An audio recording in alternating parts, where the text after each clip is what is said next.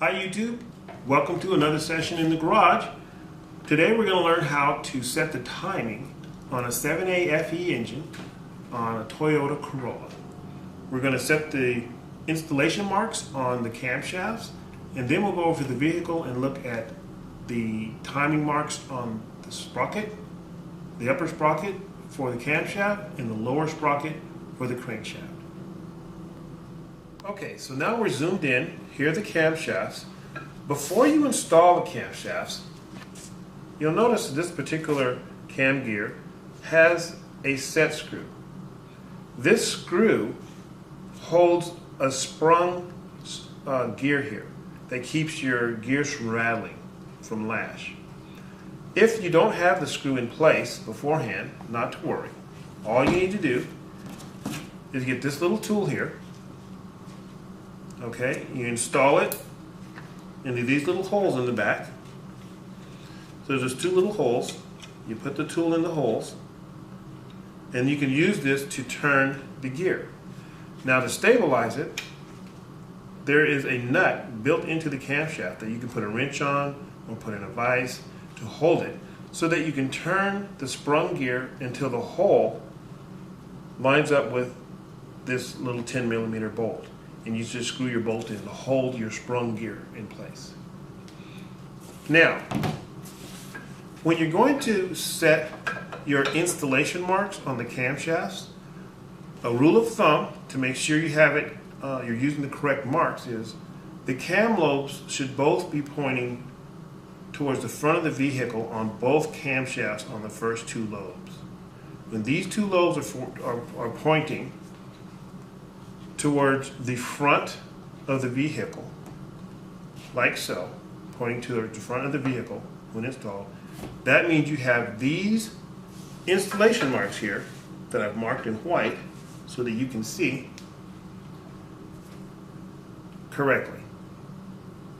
So now we'll go over to the car and we'll take a closer look at the timing marks on the cam timing sprocket. Okay, so now we've installed the camshafts in the vehicle, and note the installation marks here on the camshafts are lined up with each other. And to check that, to make sure we use the correct marks, the cam lobes, as you'll notice, are pointing towards the front of the vehicle on both camshafts. Here on the exhaust camshaft, and also here on the intake camshaft. That lets us know that the cams are installed correctly. Next, we want to come around here and look at the timing mark. This timing mark is how you align the top timing sprocket on the exhaust. The timing sprocket has a hole in it, right here. This hole needs to align with that top timing mark.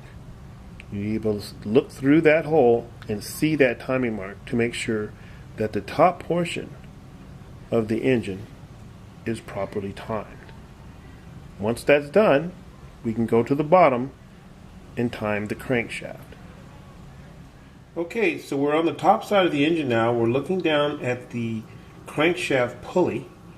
We're going to turn the pulley so that the timing mark on the pulley lines up with the 0 on the front engine cover. So we'll do that now.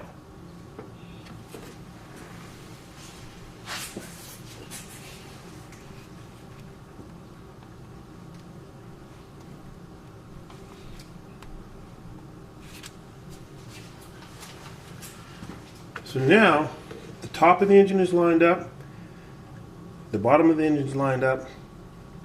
Now you can take the crankshaft pulley off, the front engine cover off again, and install the timing belt. Now we're on the bottom side and we're looking at the tensioner. A little tip. When you're going to put the timing belt on, loosen up this tensioner bolt right here, and push the tensioner all the way as far as you can to the left, this way. so that you have an opening here. So you see a big opening. That will leave slack so that you can put the timing belt on. When you do that, leave the spring attached and retighten the tensioner in the leftmost position. That will enable you to put the timing belt on, then release the bolt once it's in place, and you don't have to try to attach the spring once the pulley is tensioned down on the belt.